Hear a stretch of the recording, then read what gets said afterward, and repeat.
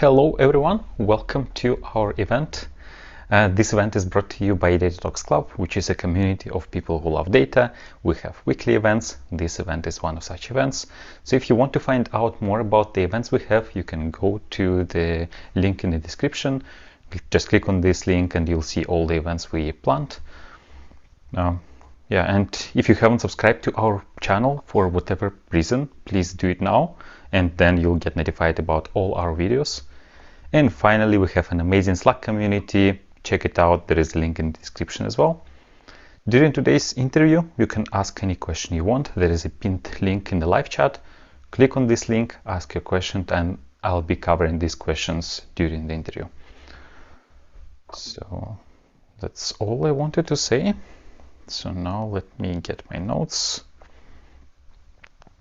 And I think we can start. Are you ready? Oh. Okay, so this week we'll talk about learning product management. And we have a special guest today, Greg. So Greg works as a technology manager at Amazon, where he builds AI products from ground up. And you've probably seen him many times on LinkedIn, where he shares a lot of useful resources. So welcome to our event, Greg. Thank you so much, Alexei. Thank you for having me, and good to talk to you and lend the ears of the audience today as well. So hopefully you're doing great on your side, and that the year started off to a good start. Yeah, thanks for joining us. So before we go into our main topic of product management, let's start with your background. Can you tell us about your career journey so far? Absolutely. So I started in manufacturing. I'm an industrial engineer.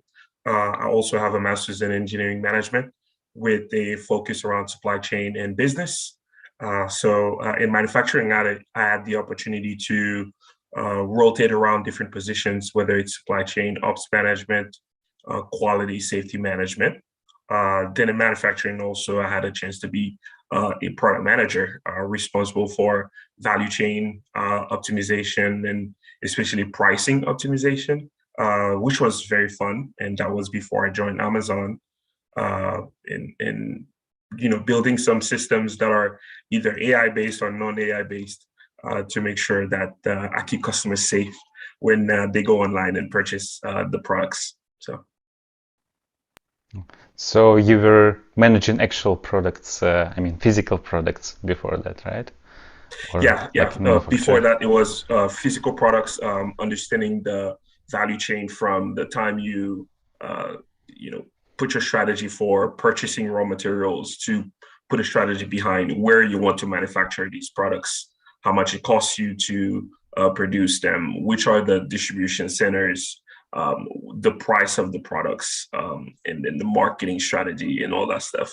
And all of these strategies in data that you're pulling is the role is to optimize the margin for all of these products, given that you're creating value for the customers that you serve. And it was a B2B company in the chemical industry. So that was quite interesting to be able to collaborate with different groups from a commercial team of sales folks and also finance. And also you have marketing, transportation teams. And it was good to be kind of in the middle to coordinate all of this to make sure that the execution of each department was done on time to deliver exactly what the customer is expected to receive or beyond. So product manager is not IT specific role, right? So it's No, I would say, yeah, I would say it varies by department even. It's not only it varies by a company, it's like inside of a company, there could be different roles a product manager can take. My latest at the manufacturing setting as a product manager was developing what I call data products. What I call data products is kind of like a hub aggregator of data that provide certain services to its clients.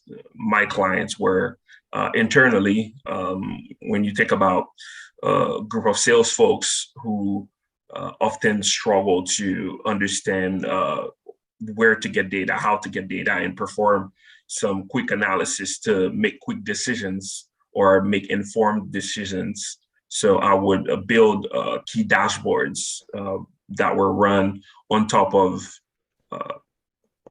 curated pipelines, and that helped them build different things, such as put together a contract in less than 5 days, where they're able to explore the distribution routings, the transportation capacity, assess the client's demand over a period of time, forecast this demand, assess the pricing of their competitors, work with marketing data to understand what kind of discount this customer needs to have, or even understanding what the historical data of that customer was, to understand what kind of new value proposition they can put at the table for that customer. And the goal was to kind of generate these kind of contracts very fast, so you don't lose an opportunity to book a long-term contract with these customers. So for that, they needed access to curated data to minimize the time it takes to transform that data to generate insights. Yeah, that's quite a lot of things. So you mentioned marketing, you mentioned pricing, you mentioned transportation, and then building this internal data product. Is this what a typical product manager does? So let's take a data team, like a usual IT company, not a manufacturing company. Now, let's say a company has a website, could be e-commerce website. So what the role of a product manager could be in such a company, in a data team? So what are they usually responsible for? It's good to make the distinction between data product management and traditional product management. Traditional product management, there are a lot of data products that are being sold to external customers, that are being managed and developed, implemented via the traditional product management principles and best practices. What I talk about specifically is data product management for products that are being served internally. So in this case, your customers are sales folks, marketing, finance, supply chain, any program teams that can leverage these services, these products, to consume and make decisions that generate value for the company. So when we think about the traditional product management best practice versus data product management best practice, they have a common principle that they both share, which is always start with your customers' needs. Always start with identifying the customer's pain points, and then derive a vision for and strategy for addressing that pain point. So this is where they both come together under that same principle, from which they can work backwards to figure out how to devise a solution for these problems, these pain points, and also how they can build a roadmap based on agreed upon strategy that they can deliver for the customer to generate value. And most of the time, generating value means the service or the agreement that this product has made is served with regards to expected service level agreement, with regards to whatever the problem these customers are facing. The mission of that product is to solve that problem. If you think about a sandwich, the mission of that sandwich is to fill up the belly to satisfy somebody's hunger, for example. So after that customer consumes that sandwich, the vision is that the mission is that hunger goes away, right? So just a simple example of the term.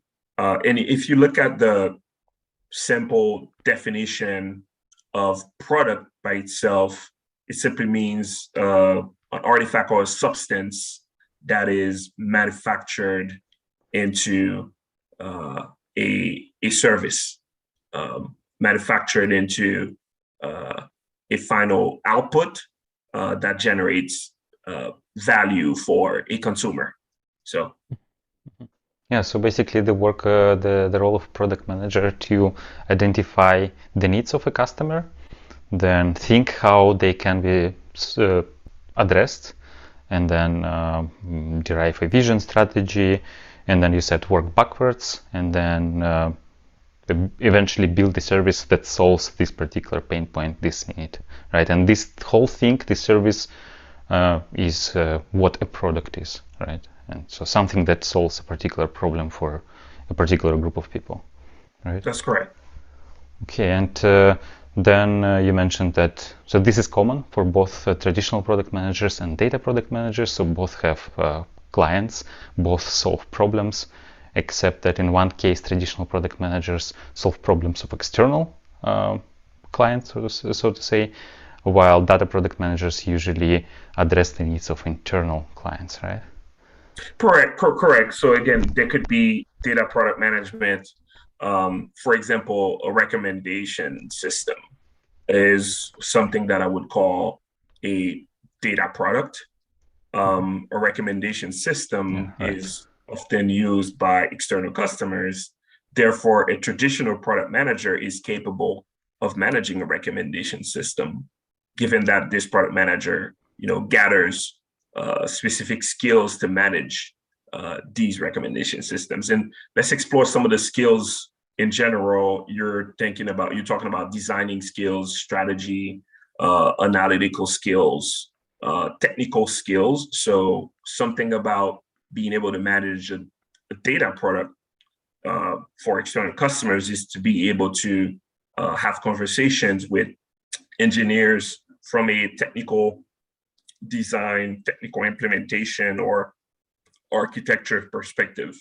So again, a recommendation system can be managed through traditional product management. And one of the advantage, or not, I wouldn't call it advantage, but more of a leg up that traditional product management has, is that, there is this UX design aspect of it, where, for example, these products can be served on a website.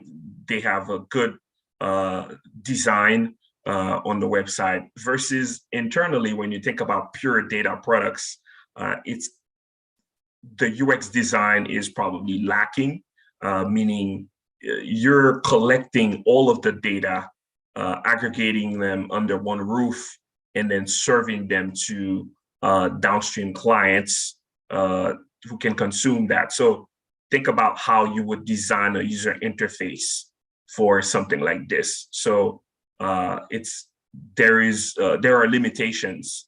So you need there's an opportunity for internal data product management to invite UX designers to understand how to design that user interface for them. So I'm hoping I'm making the distinction between the two. Yeah, and with all these responsibilities, regardless whether it's internal, external, it's quite a lot of things for a product manager. And why, in your opinion, it's useful for data professionals who are not product managers, let's say for data analysts, data engineers, data scientists, why it could be a good idea to also learn a bit of product management?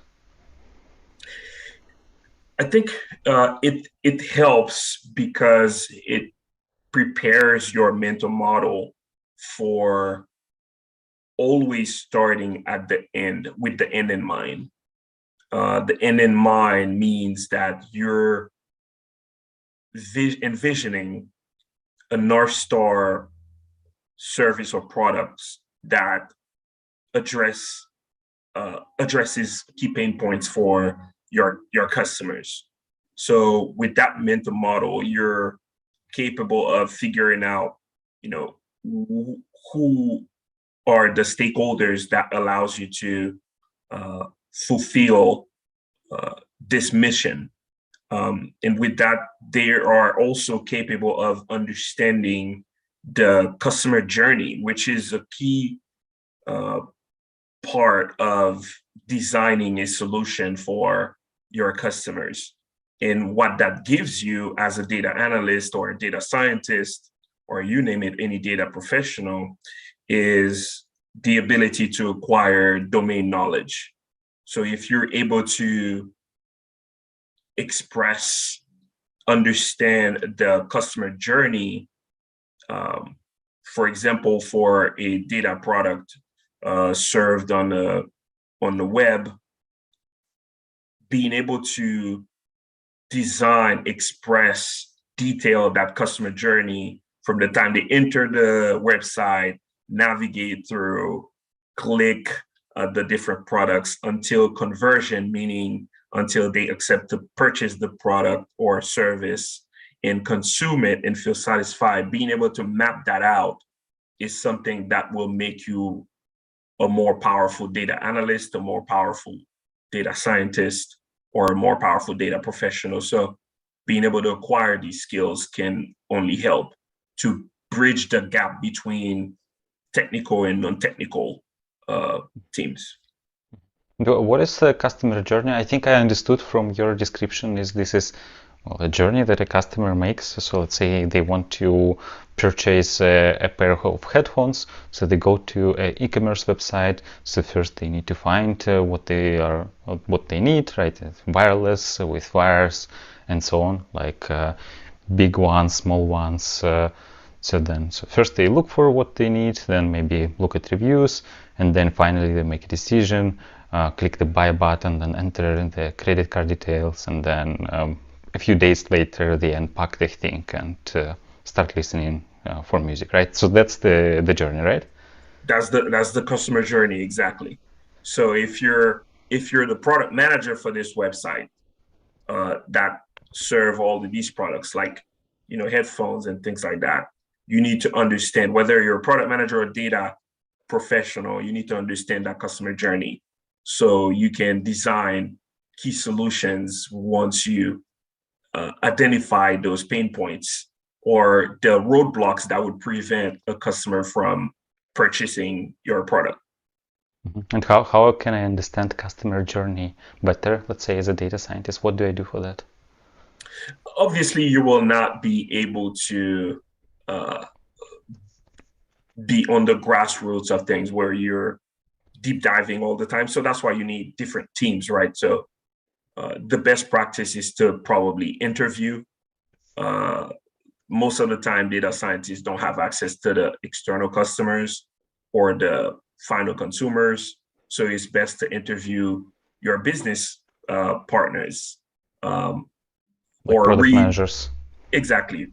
Your business partners or the product managers, they're the department heads, et cetera, business analysts to help them understand the current standard operation procedures or operational steps when transactions are made for that product. So that's probably the best way. Read documentations about these processes, and at this point they were able to gain knowledge. But one of the most powerful tool that people often forget to use, which is available to us all, is the will to ask questions. Forget asking the right questions at first, because asking the right questions comes with experience.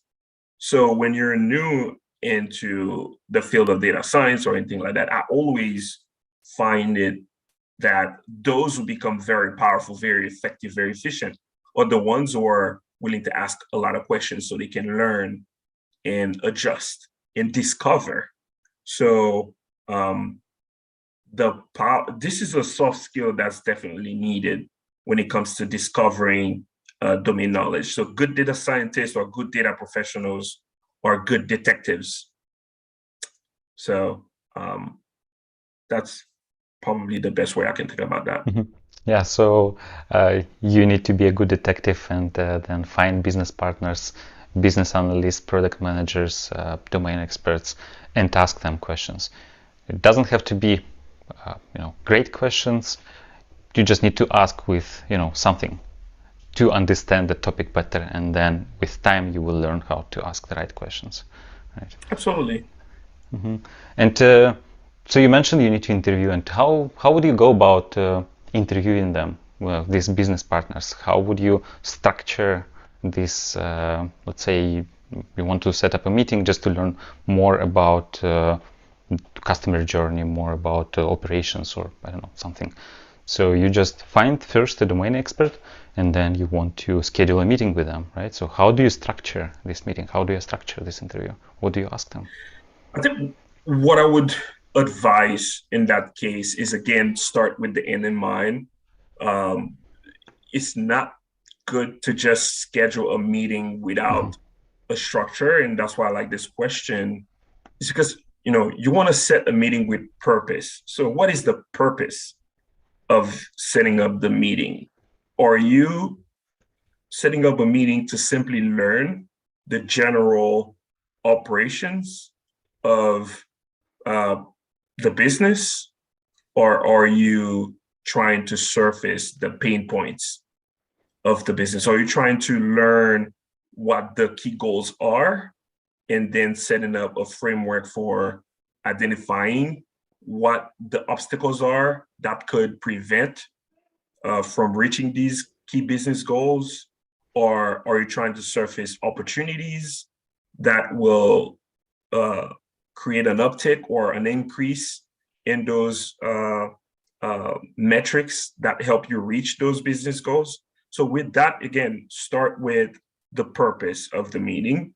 And most of the time, it's to understand what the business is trying to do, which is understand what the business goals are, and then create a list of questions to identify the different obstacles that they're experiencing that are posing a threat to reaching these goals, or even identifying the current limitations they have that could represent a threat to reach these goals.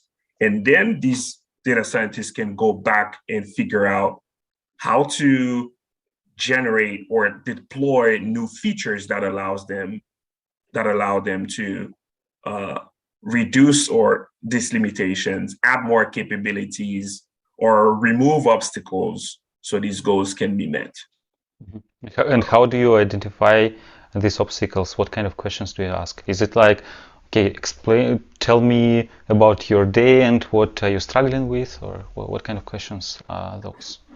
Yeah, and that could be done through some specific use case, right? One of the most famous ones could be, oh, well, last year we made, $1 million for easy numbers. And this year last year around the same time, we're already at $1 million. And this year we're down 30% versus compared to last year. And we're not making money, and we're trying to figure out what's going on. So there are a lot of frameworks, and me being from manufacturing, I typically go with 5 whys when I interview people. Well, what do you think that's happening? Well, customers are leaving us. They're not going onto the website anymore to purchase. And then asking those 5 whys allows you to gather preliminary answers from the business, which most of the time I think data professionals can take with a grain of salt, because why? Business folks tend to append or leverage their intuition, their experience about the market to kind of deduct certain things. That is if they didn't have time to deep dive into data. This is where data scientists or data professionals can go back into the data to kind of reconcile these hypotheses or make correlations between what they've first heard about the problems.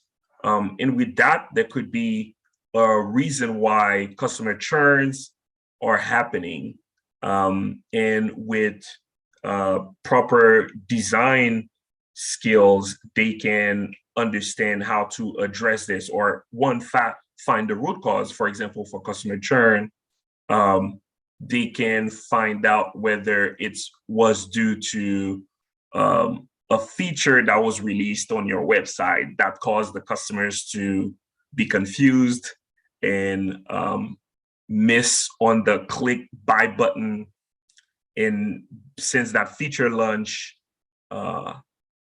this has caused a reduction in sales, right? So all of these working backwards tasks help you identify what happened, whether it was an external event that happened.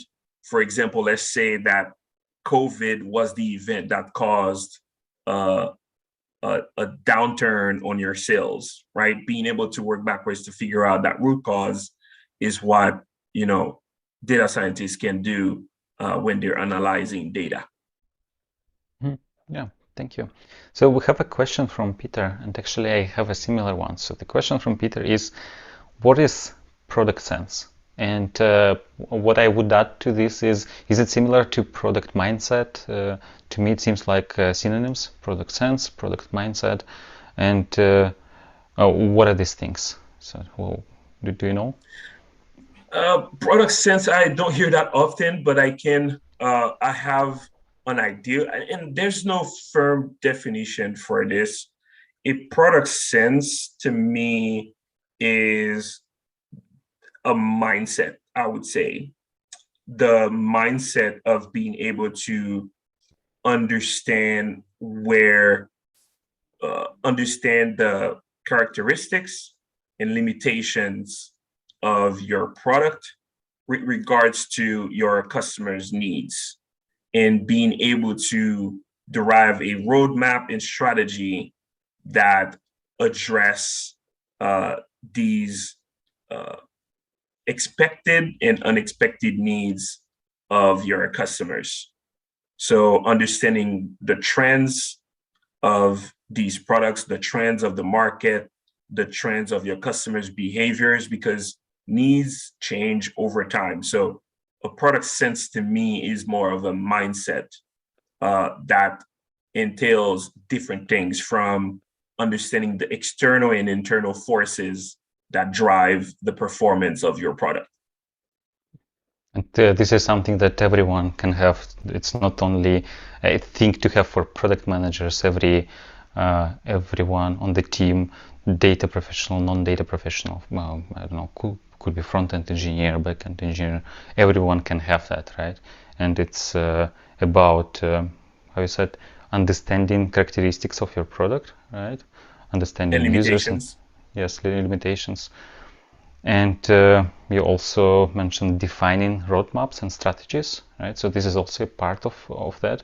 So how, as a data professional, I can take part in defining a roadmap? Because I assume this is usually what a product manager is doing, right? So how can I help my product manager work on a roadmap, and what do I need for that? Yeah. So if you're a data professional, you're either on the business team as a data analyst, business analyst, or you're on the tech side. Even an ML engineer, data engineer, etc. I think because product roadmaps are led by product managers, the best practices for involving all your stakeholders into this, because you need to understand whether you will be able to deliver what you promised to deliver, and that especially the technical side will be responsible for t-shirt sizing the efforts it takes to deploy the key features of your product. So as a data professional, the contribution that you can make is provide that t-shirt sizing in terms of effort. For example, if a feature requires the build of key data pipelines, for example, that require real-time inference from machine learning, a data professional on the technical side is responsible for providing advice and aligning on timeline to ensure that the underlying infrastructure is either present or there's a strategy for establishing that infrastructure that gives you those key pipelines, which in turn enable these features that you want to release in XYZ timeframe. So when you think about it, it's definitely something that data professionals are already doing. It's a matter of whether your organization is applying these best practices where product managers are inviting everybody at the table to provide their opinions and advice on how to move the needle. And what is this t-shirt sizing? Is it taking something big and complex and chunking it into smaller things?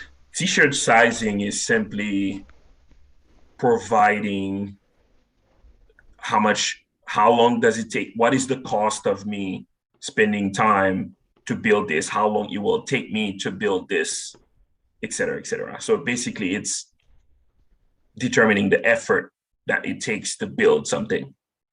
Mm-hmm.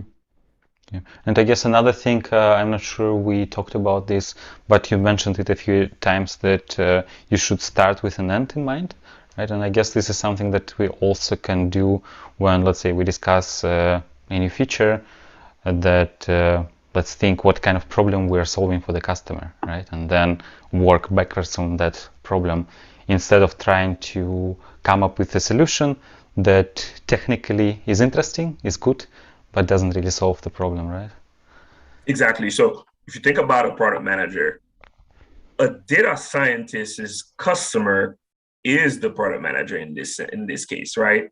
So when the product manager comes up with this roadmap that has a list of features that are prioritized based on the ones that speak closer to the business goals, then, as a client to the data scientist needs to work backwards from this to figure out how that solution will be delivered. It's not up to the product manager to dictate how that solution will be delivered. For example, as a product manager, I cannot go to the engineers and say, use this tech stack and use this tech stack to deliver this feature. It should be the engineer's responsibility to tell me what is the best solution to achieve this.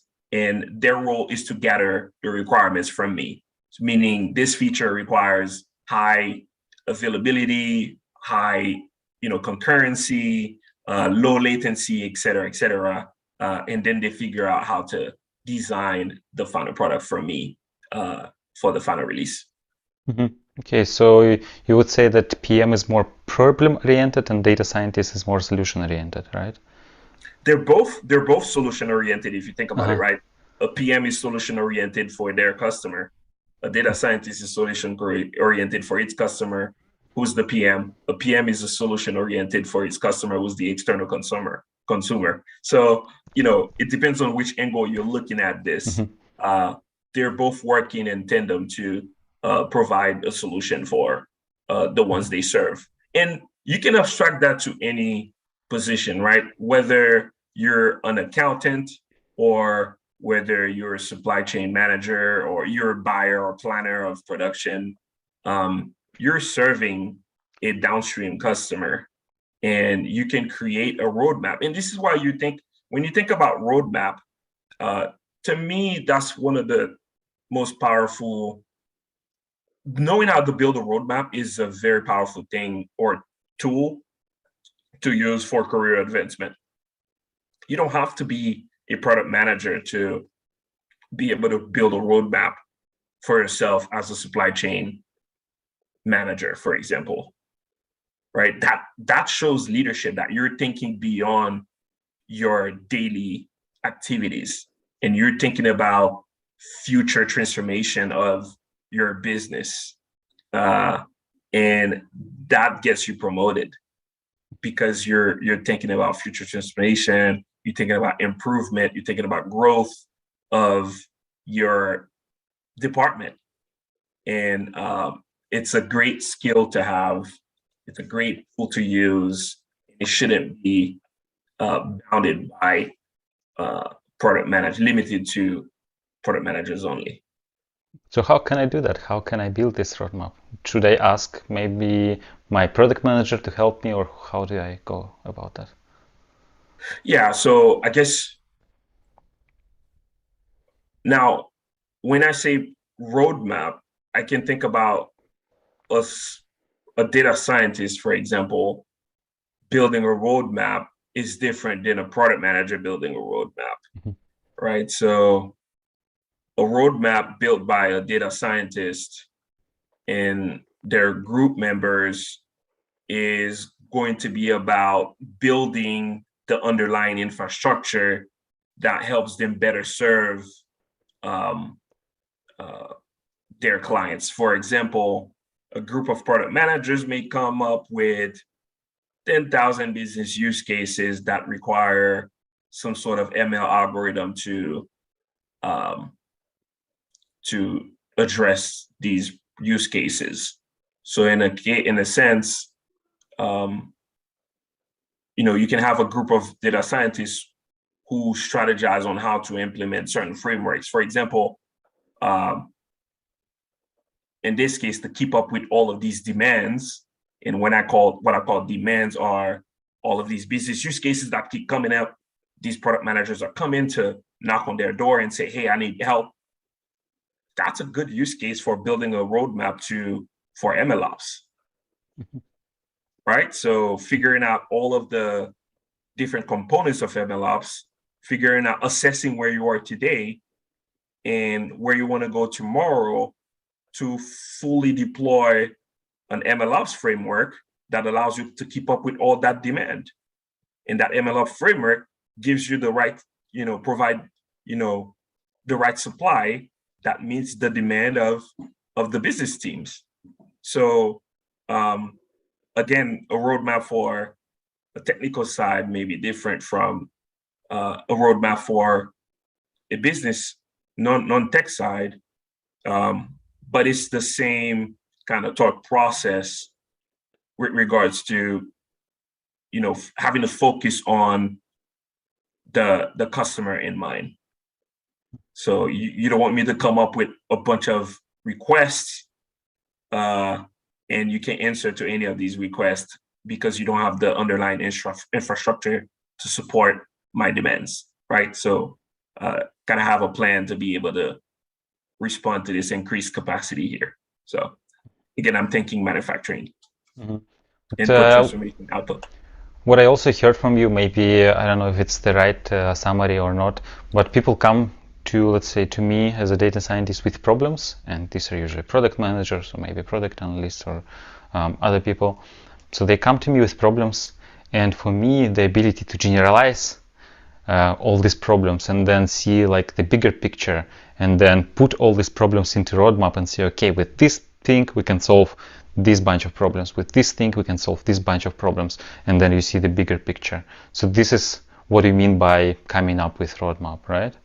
Yeah, coming This. up with a roadmap is kind of like understanding what strategy you will use to serve your customers. Meaning, are you going to deploy a project or assign a group of tech folks to each project that your customers come up with, or are you going to build a framework that can scale to address these needs?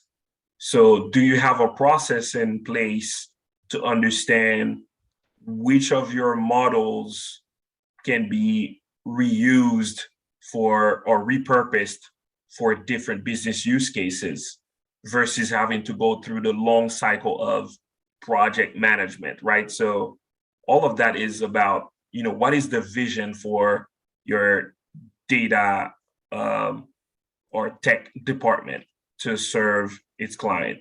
And how do you build that vision is by identifying the issues, the obstacles that you've seen along the road when you're working through the unscalable way. And what is that? What is this non-scalable way? So unscalable meaning like kind of manual way. So Uh-huh. if you're having to allocate time, effort, people, resources for each business use case that come to Mm-hmm. you, which is a long cycle of project lifecycle management, right? Versus having an MLOps Mm-hmm. infrastructure that allows you to quickly uh, build, test, deploy models to shorten these project life cycles. Mm-hmm. So you'll have to draw that roadmap that helps you get to that maturity level.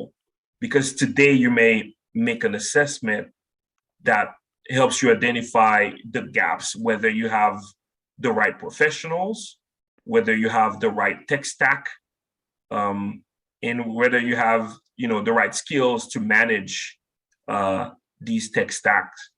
And you need to decide inside of that roadmap which of these are most important that you need to go after by prioritizing until you get there. So it's all about drawing the roadmap to maturity level.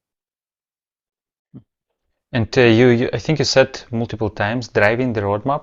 So does it mean that, let's say, I work in a team? So this is a team, it has a product manager, a bunch of other people, me. So we have this team, and then driving the roadmap of this team means that taking active part in discussions when we talk about what we want to solve next, and uh, say things there about, okay, I think this is the problem we should be focusing on right now, and being able to defend this position to convince everyone on the team that this is indeed the problem, and we as a team should focus on solving this problem, let's say in the next quarter, right? This is what it means to drive the roadmap. Yeah, so to me, a roadmap should be a 3-year plan, Okay. never less or never more. Um, a 3-year plan, because something that is a roadmap for 5 years is quite loose, because nobody really knows what's going to happen in 5 years in terms of trends. So you have a better sense of the future trends or uh, within the next 5 years, next 3 years. And then um, inside of those 3 years, you kind of prioritize what you want to go after. For example, if your biggest needs inside of that roadmap is we need more people, we need more specialized folks, we need more data engineers because we cannot keep up with these demands to build key data pipelines that serve different purpose. So we need to hire more and better qualified data engineers, or we need to create a strategy for uh, uh, putting better training materials for these data engineers so they can keep up with the industry, et cetera, et cetera. So you kind of identify the limitations that you have and then prioritize um, the solutions to these limitations over the next 3 years. And you prioritize by what you need the most to what you need the least.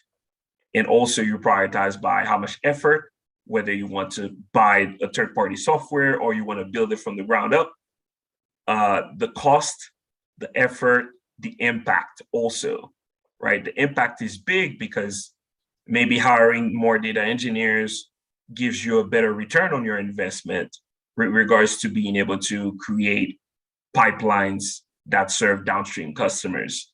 So again, a roadmap is inside of 3 years, accounts for impact, effort, cost, timeline. So you can kind of draw the map for strategize on what you need to focus on.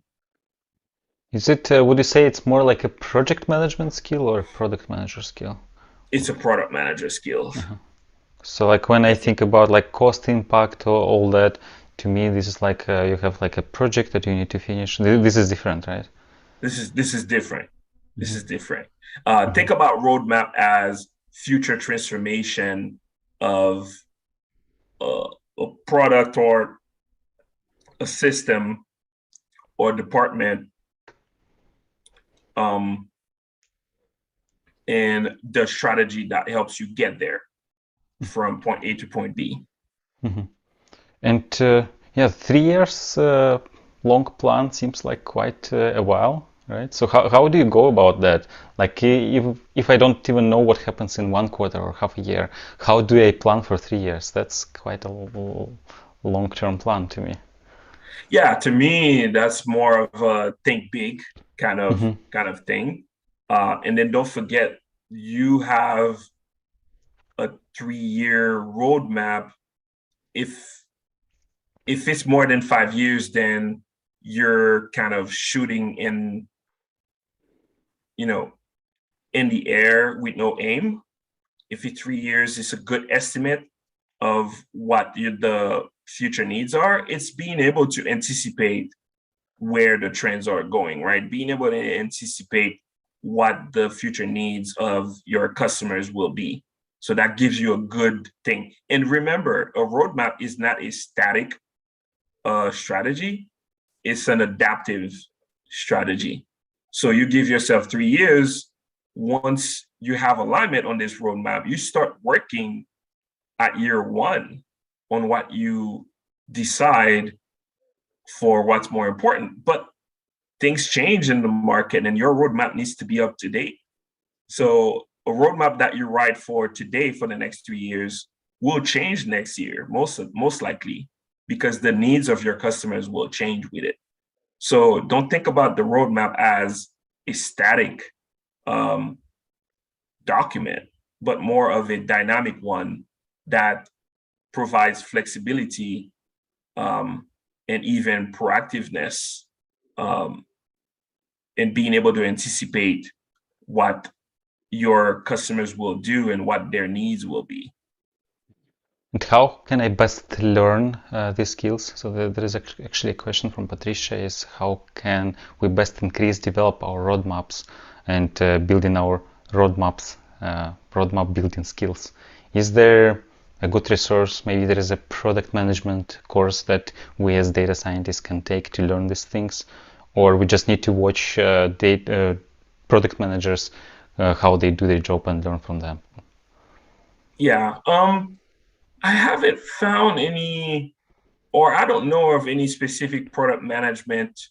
You probably can YouTube or Google how to build a product roadmap and kind of pull the skills from this and apply it to your department. But I'm not sure there is like a set way of doing so. You can come up with your own framework for this. For me, it's about one, again, starting with the end in mind, which is what is the problem that you're experiencing right now? So list all of your problems in a Excel sheet. Each row has your list of problems, and the column heads are the problem, the driver of this problem or potential root cause of this problem. Then you can have another column called justification for or you can have another column called solution or potential solution. Then after solution, you can have a justification. And then after justification, you can have stakeholders affected that would be affected. Then you have impact. What is the impact of that solution? So is it a better customer experience improvement, a customer experience improvement? Is it an uplift in sales that solution gives you? And then you have a column for effort where you can estimate, but you need to, if you're already on the tech side, you can kind of better understand what the effort will be there. And then you have SMART goals. The SMART metric for that solution is time bound and measurable. That's another column that I would add in a roadmap. And then the last column I would say would be prioritization. Is it a priority number 1, number 2, number 3? Then once you fill up all of that Excel file, you can kind of filter by priority, where you prioritize P1s first. And then in terms of that SMART goal, you will know when you need to deliver based on the effort. So some of these, and there will be trade-offs, right? So there could be something with high impact that may take 6 months to build.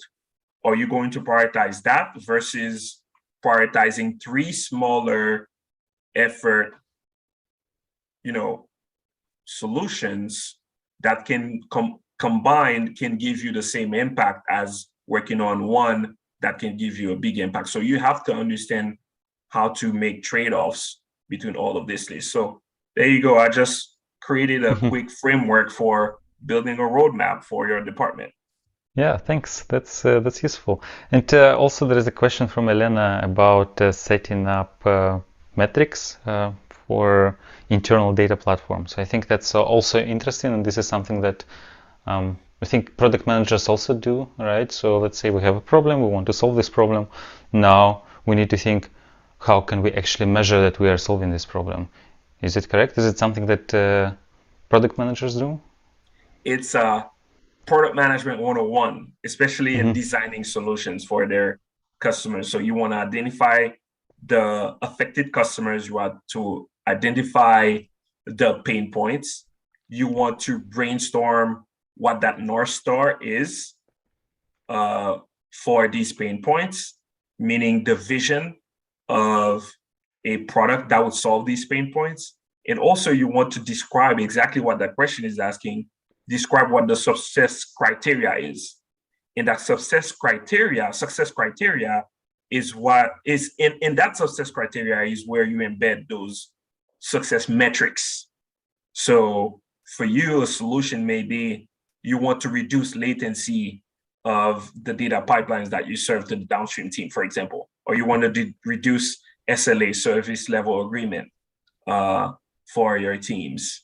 You want to increase engagement on your website, right? Engagement, you're looking to increase that by 10%. You want to reduce customer churn. I mean, product management design 101 success criteria with those success metrics are key to test, to monitor and validate that the solution you've implemented was effective. This comes to the smart framework you mentioned, that M there is measurable, right? So we always need to think about a way to measure that we're actually solving this problem, right? Correct. And I think that the question was about internal data platforms, and Yes. I think, let's say, I can imagine myself what kind of problems I might have with a data platform. Maybe there are data quality issues, right? And Yes. then, yeah, how can we measure that?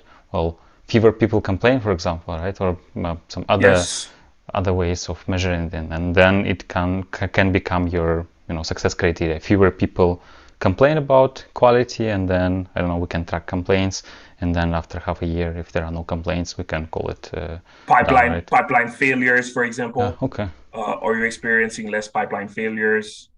Are you addressing your pipeline failures within the service level agreement that you established? For example, you may say high priority business critical pipelines, when they fail, you have your service level agreement of 48 hours.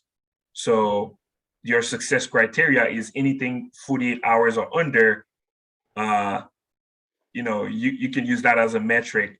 You can say 98% of your pipeline failures, business critical pipeline failures, will be addressed inside of that agreed upon service level agreement.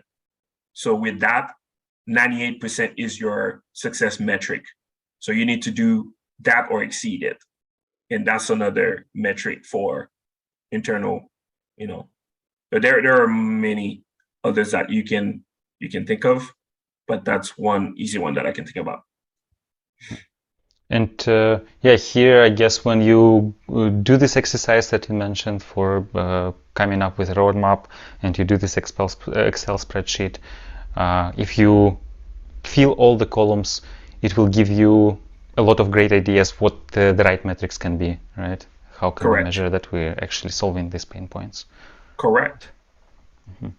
And another question I have for you is, I know that there are teams who do not have product managers for some reasons. I have worked in such a team at some point, and I know that what can happen in such a team is people work on solving problems that don't exist. I have tried solving problems that don't exist, and then I was surprised why is my solution is not used, right? So do you have any recommendations what people in such teams can do when they don't have product managers who can tell them, hey, you're doing something that is not useful? Like, how can we make sure that our projects in these teams are more successful? Yeah. Whether you have a product manager or not, you have a customer. So if you're a data science team or data team, you're doing some work for somebody downstream to consume. So the first thing I would say is identify those folks and identify the business decision makers or the decision makers of these departments that you serve. So who are the decision makers? Identify them and interview them and surface these pain points, and then brainstorm ideas to tackle these pain points and use data to brainstorm ideas and use data to solve these ideas. That's probably the most powerful thing that data scientists have, right? They use data to explore, they use data to solve. So at the end of the day, you may find, and it depends on the company culture, you may find that you don't need the middleman, you don't need the product manager to kind of guide you in this journey. You just need to understand who your customers are, who you serve, and what are they trying to solve, and how you solve them for them. So best practice is get in touch with the decision makers. Yeah, I remember a PM who I worked with in our team. He said that he would call himself successful if a team no longer needs him, that a team can autonomously function without him, come up with all these roadmaps and all these things. And I thought that's an interesting thought. Like, if a team no longer needs him, what is he going to do? But that's an interesting thing. I guess he will move on to a different team that maybe still needs help learning. I think what he said or she said is more of a mental model piece, right? So when the technical team no longer needs a PM, is because mental models are aligned, and that makes an even more powerful team that tackles true problems and work on the right things, right? So mental models are aligned on the right things. So yeah, okay, I think we should be wrapping up. So do you want to say anything before we finish? Yeah, so I guess my message is, wherever you are, be open to learning different things. I think you may hear more conversation about data professionals or data scientists, ML engineers, software engineers who want to transition to product-based positions. You don't have to wait until you're ready to move or you're ready to make your next career move to learn about the skills. You can learn about these skills on the job at your current job, right?